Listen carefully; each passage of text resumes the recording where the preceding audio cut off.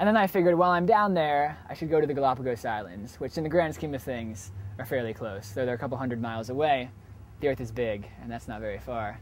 So I thought, well, I'll go to the Galapagos. And so I found a program run in the Galapagos, actually by a former BCA employee called Galapagos ICE, that is about the only organization in the Galapagos working with the 30,000 or so people who live there, doing education, environmental work, and basic healthcare things that they don't have.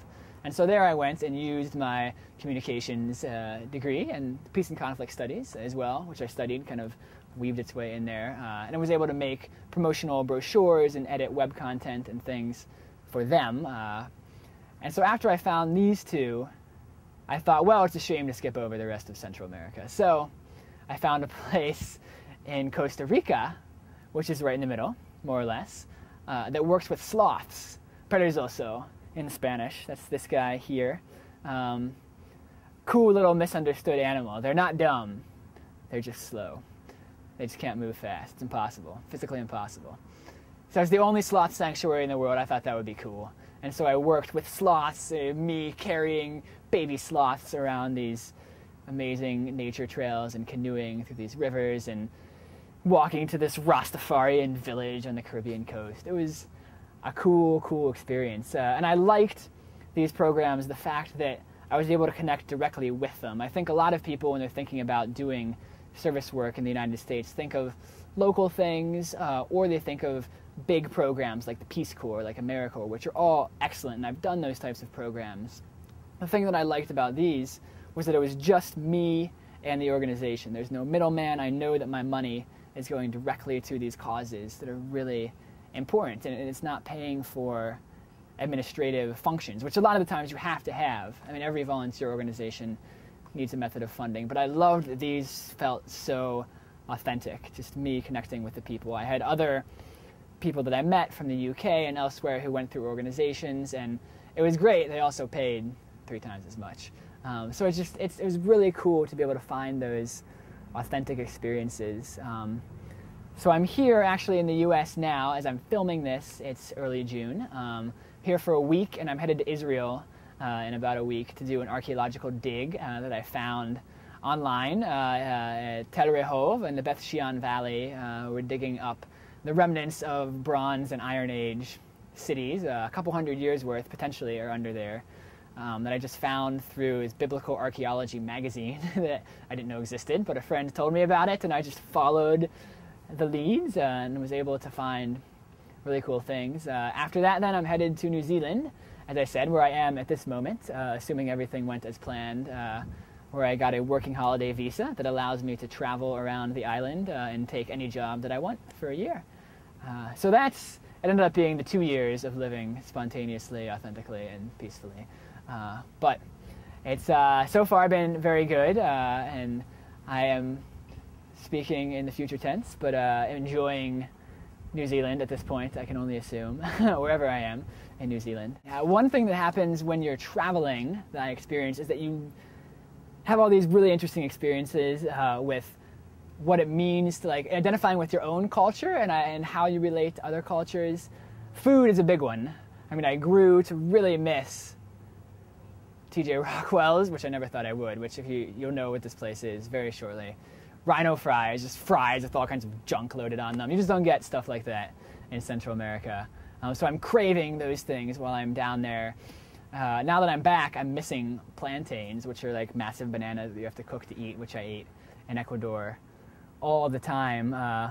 But one interesting story, in Central America and South America, you can't buy American-sized bags of potato chips. They don't sell them. Like, for like 5 cents, you can buy a little tiny bag that I could pick up in my hand and put in my mouth, and you're done. Or you can buy like a big bag, which would be like our 99-cent bag in a Jay's Nest. And I kept talking to people. I would never buy any of these things. Like, this is not enough food for me. Like, if I'm going to spend money, I want to get my money's worth. Like, I want to get a big bag of chips. And all the Brits just thought it was the craziest thing. Like, oh, that's so American. You Americans love your big food. And they just couldn't believe that it was so funny that I wanted these massive bags of potato chips that they thought were just outlandishly large, had no purpose in the real world.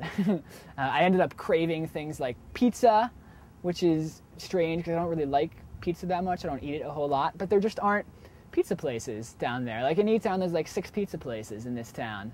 Central America, like maybe you can find a Pizza Hut here or there. You know, imperialism is still out there, or capitalism, whatever it is that sends American companies all over the world. But there's no just like mom and pop pizza places. They have mom and pop ceviche places and different things, but ceviche is like fish cooked with lime juice, which is good as well. But I just really wanted pizza. I saw from a distance when I was in Guatemala at the wildlife sanctuary someone carrying kind of like a pizza box, kind of a cage with a hawk in it. It ended up being, from a distance, I was craving pizza, and so I see this and my mind just like goes back like, pizza. It looks like a pizza box. I haven't had pizza in like 2 months. I really would like a pizza. So just all of these crazy things that you think about is related to food. Food is such a cultural identifier, I think. I'm really craving, at this point in June, meat pies, which I got in Australia, and they'll have in New Zealand as well, which I hated when I was in Australia. It tastes like cat food. But for some reason, it's like, there's something about them that, it's been like 5 years now since I've had one. It's like, I'd like a meat pie. After I have one, I'll probably think they taste like cat food again. But it's just like, it's so emblematic of that culture. There's things that you can't get here. It's just really interesting. I mean, I had the opportunity to talk to politics, another thing that come up for better or for worse when you're traveling internationally. I mean, it's just interesting talking, like people from Spain, for example. Spain has a socialist president. And so the word socialism generally in the United States is not met with incredibly high esteem, if you would say that word. But in Spain, like, they just can't understand why the word socialism is so scary in the United States. And so I'm talking to these people who live under these totally different kind of systems of being, and yet they're very normal people, very happy people. Their just total frame of reference is different, and it really expands your horizons, because you don't think about, you're kind of geared, whether we like it or not, to the culture that we live in, which is not a bad thing. It's just the way that society works. And one of the best things about traveling is that you're able to really open up your horizons, and it doesn't mean you accept everything that you see. I mean, traveling isn't about just having all kinds of crazy new experiences. I mean, you're not going to travel and just do everything under the sun because, well, I can do it.